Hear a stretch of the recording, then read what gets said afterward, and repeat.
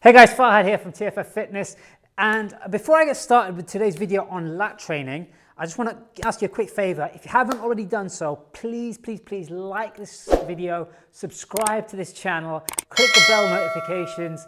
I want to grow this channel as much as I can so that I can produce more content and I can reach more people. So I really appreciate your support. So if you like what I'm doing, if you get any value from this video whatsoever, please do those few things. Now, today's video is all about lat training. So we're going to talk about what the lats are, what they do, traditional ways of training them, and what I prefer.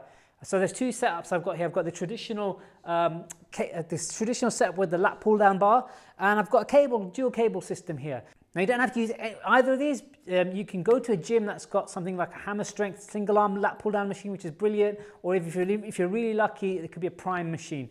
Now, before we even get started on what these machines do and how we're going to do the actual exercise, let's just discuss A, the lats and their function, and B, let's discuss your ability to train your lats in the right way. Okay, so the first thing we're going to do is we're going to talk about what the lats are. So the lats are the big massive sheet of muscle in the back, the biggest muscle in the back, the latissimus dorsi muscles, or dorsi, I'm not quite sure how to pronounce it. I'm sure if it's Latin it's dorsi.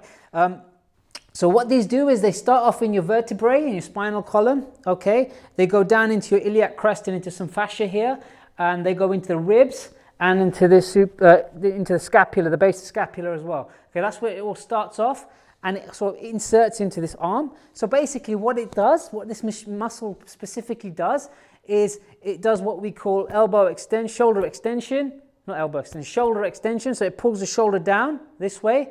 It does adduction of the arm, so it adducts the arm in. Okay, and it also does a small amount of medial rotation of the shoulder, so internal rotation of the shoulder. So it's very important to understand that one thing posturally that is wrong with a lot of people that train is, specifically bros, is they walk around like this. Yeah, and they've got their shoulders popping forward. And that's really not the best posture to have, okay? You want to be more like this. Okay, your breathing is going to be better, your ability to train is going to be better, and your ability to build a physique is going to be better because of that. So they do a lot of chest presses, a lot of lat pull downs, ignore the posterior chain of those rear delts, and they end up internally rotated, which is not a very good place to be. Okay, so what we've got to do is we've got to now have some sort of understanding what they do. We've got to understand how the muscle's going to work when we move it, because when we move the muscle and when we do the exercise, we don't just want to move the weight, we want to move the muscle. So when we do this, we want to remember what the three things that it does. It comes down, it comes in, and it turns in. Okay, so when we're pulling the bar or the handle down on a lat pull down, we want to bring the elbow into the body as much as possible whilst keeping your shoulders pinned back, your chest out, and keeping your scapula nice and stable. So can you see how I'm pulling in this way? So I'm not pulling out that way, which is traditionally what people do when they've got a bar. Okay, I'm bringing my arm in, so I adduct the arm, I'm bringing the arm in, and I'm pulling in as much as I can to really contract this lat muscle as much as possible. So you should feel a little bit of a cramp sensation when you pull in. Okay, second thing you need to consider before you even get on the machines is your range of motion, your active range of motion. So how we're going to determine this, and you'll see my range of motion isn't the best. Okay, we're going to sit bolt upright on a chair or on a bench. Your arms are going to be out in front of you. You're going to pull your chest out, stick your chest out, pull your shoulders back, keeping your shoulders locked down so your scapula is nice and stable. And I'm going to lift my arms over my head until I feel like they cannot go any higher without me literally lifting my shoulders up. So that's around there for me. Okay, not the best range of motion. If I want to go all the way up and vertical with my hands, I can do that, but you watch my shoulders when I do this. So my shoulders are pretty much in place right now. As soon as I do that, my shoulders lift up. So I'll do it this way so you can see it. So chest is out, shoulders are pinned back and down. Okay, so my scapula is nice and locked in place. As I come up, I get around here before I can't pull it up. Now if I go any higher, can you see how my shoulders lift up? That's when your traps start to engage and the lats, the emphasis is taken off the lats. So going all the way up in this exercise is a no-no. Okay, so understand your range of motion before you even get on the machine.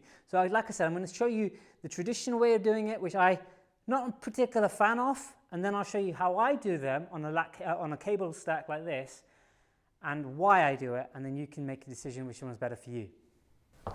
Okay, so here I am on the typical lat pull down machine that you'll see in the gym. I've got one attached to my power cage. I've got a big handle here. I've got a weight that I can stack weight onto, but you might have like a pin loaded system. And basically this pulley, this lever comes down and I can pull in like this, okay? Now, I did say that I'm not a big fan of doing it this way. There's a couple of reasons. The first thing is you're not in the right position with your elbows. Remember I said, you've got to try and bring your elbows into your body. It's very difficult when you've got these handles. Now you can get special handles for this setup, which is fine if you've got them, okay? But particularly with this fixed motion, it's very difficult to drive your elbows into your back. Now, big mistakes people make when they do this exercise, okay? The first thing is the ego lift. I've seen guys lift way too much on the lat pull down. I saw a guy in Canada when I was on holiday in Canada, and I was training at a gym out there, and this guy was trying to impress some lady, and he put loads of weight on this lat pull down, and he was literally doing this. Like that. Now, what I noticed was he was leaning back to try and get the weight down. The lats do not do this function. This is not the lats, okay?